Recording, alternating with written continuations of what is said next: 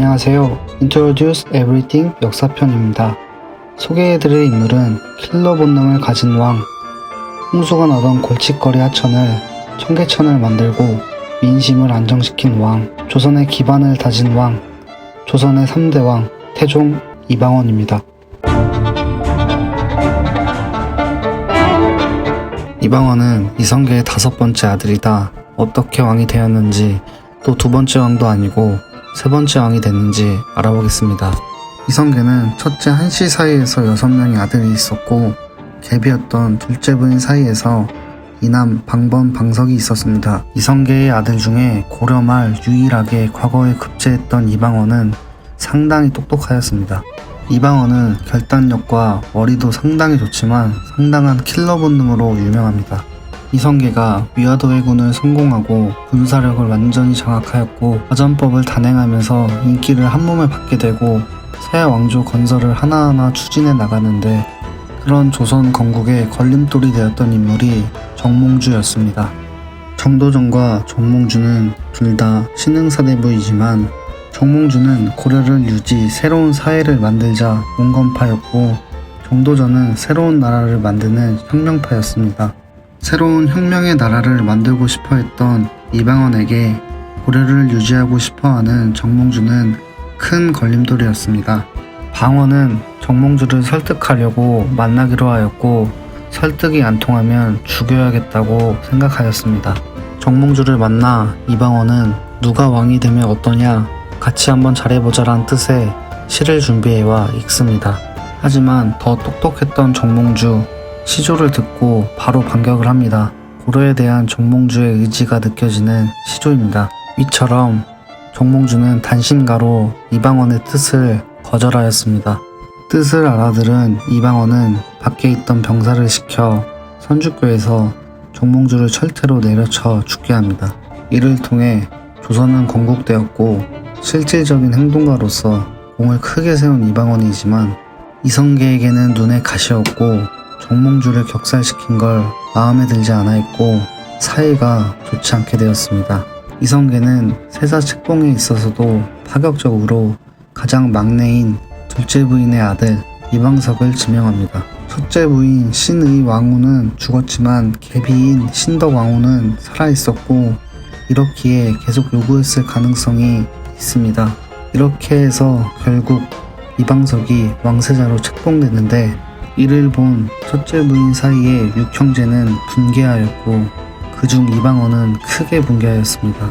방석을 세자로 책봉하는 과정에 있어서 신덕 왕후와 함께 힘을 보태준 인물이 정도전이었습니다. 정도전은 왕들은 항상 세습되니 좋은 왕이 있을 수도 있고 나쁜 왕이 있을 수도 있을 거란 걸 알았고, 왕권 우선이 아닌 나라에서 똑똑한 재상을 중심으로 돌아가는 재상이 중심인 나라를 원했습니다.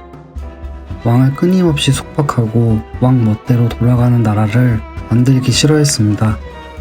왕이 시간표를 위처럼 만들고 자기 전엔 꼭 상소문을 읽게 하여 자는 순간까지도 생각하게 만들었었습니다.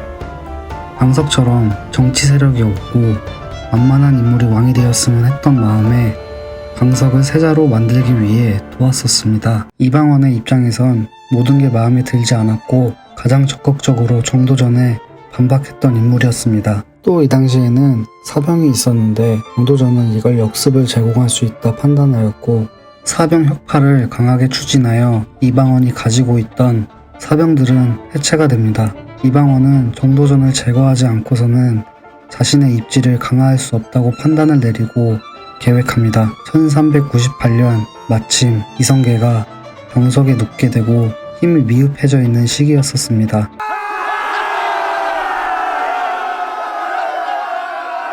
목표는 정도전과 세자로 책봉된 이방석이었습니다.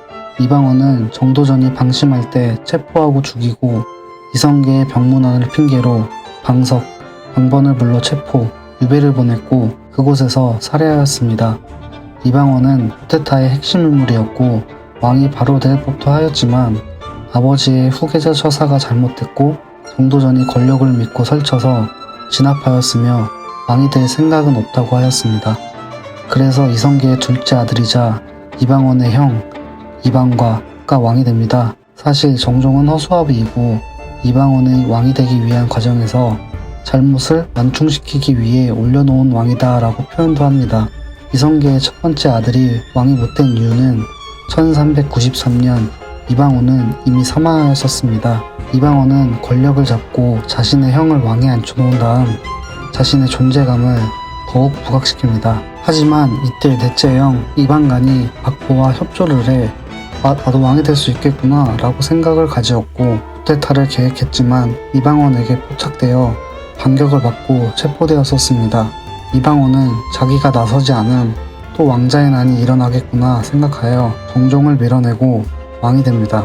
왕이 되고 정도전이 만들어 놓은 재상 중심 조선을 왕권이 살아야 나라가 산다라고 생각하여 서서히 바꾸고 있었습니다.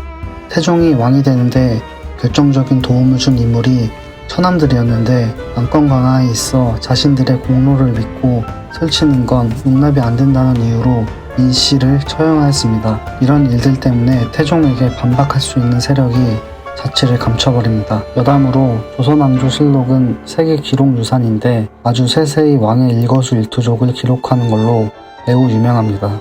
하루는 태종은 사냥을 나갔다가 말에서 떨어지는 일이 있었는데 태종은 창피했는지 사관에게 쓰지 말라고 하였습니다. 사관은 태종이 말에서 떨어졌는데 실록에 쓰지 말라 하셨다고 적어 태종을 2번 죽인 일이 기록되고 있습니다. 태종은 또 호패법을 만들었는데 지금으로 따지면 주민등록증입니다. 성인 남자라면 누구라도 호패를 차게 해서 인구를 파악하고 기초 자료를 확보하였습니다. 한양은 사진과 같이 산으로 둘러싸여 있어 비가 오면 도심이 잠기게 되었는데 청계천을 만들어 물이 흐르게 하여 안 잠기게 하였고 민심을 안정시켰습니다. 왕은 항상 검소해야 한다며 정도전이 총괄을 맡아 지은 경복궁을 태종은 너무 작다고 생각하였습니다. 왕과 신하가 접견을 할 수 있고 잔치를 벌일 수 있고 외국 사신을 접대할 수 있는 공간이 부족하다고 생각하였습니다. 그래서 지어진 것이 경복궁 내에서도 경치가 가장 좋고 현재는 사진을 가장 많이 찍는 곳이기도 합니다. 1418년 세자에게 선위하고 성왕으로서 국정을 감독하였습니다. 태종은 킬러 본능과 냉철함이 있지만 후계자 선정에 있어서는 냉철함을 보이고 세종에게 물려줌으로써 조선의 전성기를 이끄는 디딤돌이 된 왕이었습니다. 지금까지 조선의 3대 왕 태종 이방원이었습니다.